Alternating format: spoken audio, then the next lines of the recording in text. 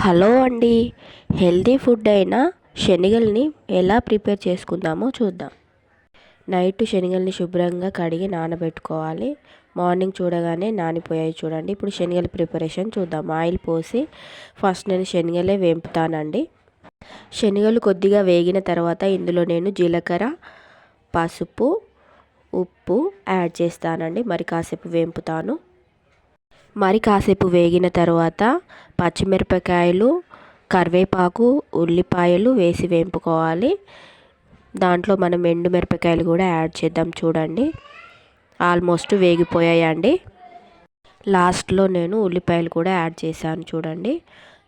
అయిపోయిందండి. ఇప్పుడు నిమ్మకాయ రసం కొంచెం యాడ్ చేసి మనం సర్వ్ చేసుకుంటే అయిపోయినట్లే.